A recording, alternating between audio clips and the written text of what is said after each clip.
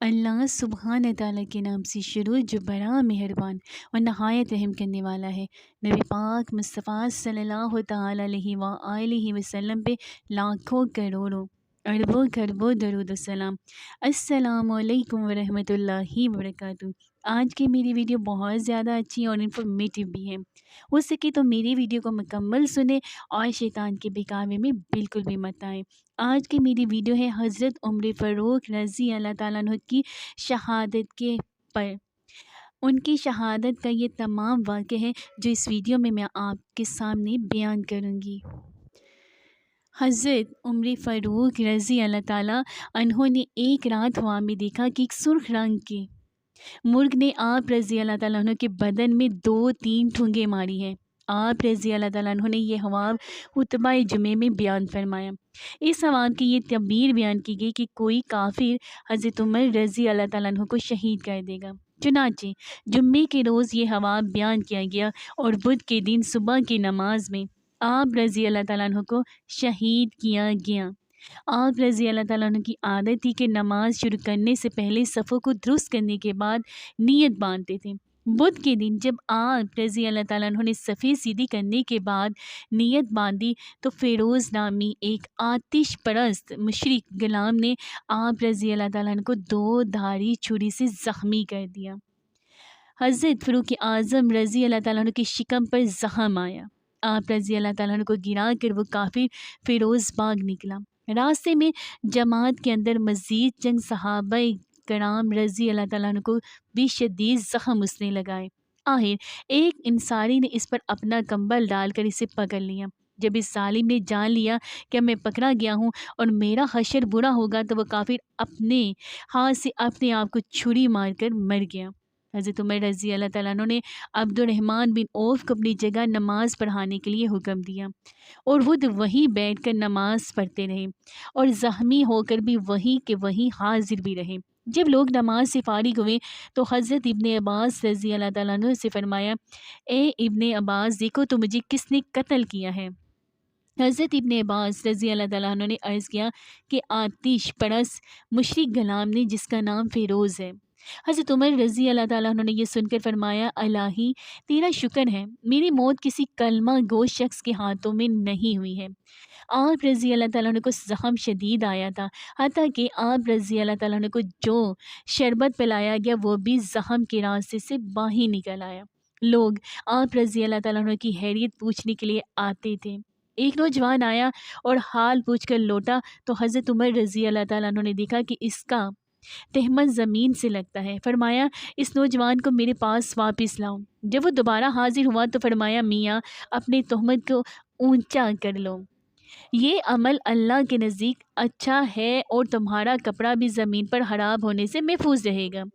جب آپ رضی اللہ تعالیٰ عنہ کی زیادہ حالت نازک ہوگی تو آپ رضی اللہ تعالیٰ عنہ نے اپنے صاحبزادے عبداللہ رضی اللہ تعالیٰ عنہ سے فرمایا، بیٹا تم ام المومنین حضرت عائشہ رضی اللہ تعالیٰ عنہ کے پاس جاؤ اور ان سے میرا سلام کہہ کر عرض کرنا کہ حضرت عمر رضی اللہ تعالیٰ عنہ نے آپ رضی اللہ تعالیٰ عنہ سے اذن چاہا ہے کہ آپ رضی اللہ تعالیٰ عنہ نے اپنے حجر مبارک میں حضور صلی اللہ تعالیٰ علیہ وآلہ وسلم کے پیروں میں دفن ہونے کی اجازت رحمت فرمائے۔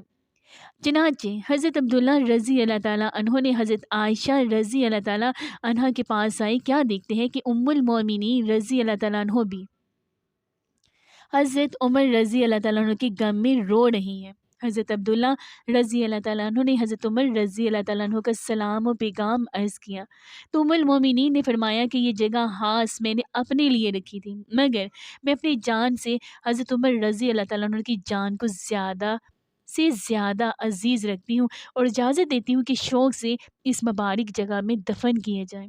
حضرت عبداللہ رضی اللہ تعالیٰ عنہ یہاں سے اجازت لے کر واپس آئے اور حضرت عمر رضی اللہ تعالیٰ عنہ کو ان کا اجازت دے دینا سنایا تو حضرت عمر رضی اللہ تعالیٰ عنہ نے فرمایا، الحمدللہ مجھے اب اجازت مل گئی ہے، مگر اے عبداللہ رضی اللہ تعالیٰ عنہ تم ایک کام کرنا، جس وقت میں مر جاؤں میرے جنازے کو تیار کر کے پھر حضرت عائشہ اماں صدیقہ رضی اللہ تعالیٰ عنہ کے سامنے لے جا کر رکھنا، اور یہ کہنا کہ اس وقت حضرت عمر رضی اللہ تعالیٰ عنہ کا جنازہ حاضر ہے اور آپ رضی اللہ تعالیٰ عنہ سے اجازت چاہتا ہوں، اگر اس وقت بھی اجازت مرحمت فرمائیں تو اندر دفن کر دینا۔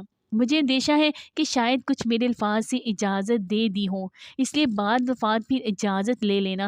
اور پھر فرمایا بیٹا میرا سر تکیے سے ہٹا کر زمین پر ڈال دے تاکہ میں اپنا سر خدا کے سامنے زمین پر ڈال کر رگڑوں، تاکہ میرا رب عز و جل مجھے پر رحم فرمائے۔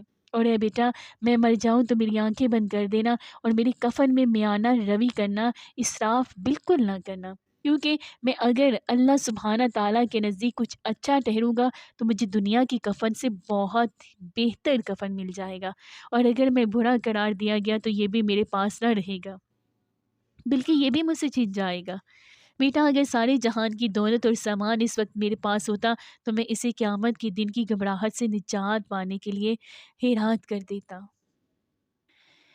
یہ وہ حضرت عمر رضی اللہ تعالیٰ عنہ ہے جن کی شہادت کا واقعہ میں آپ کے سامنے بیان کر رہی ہوں۔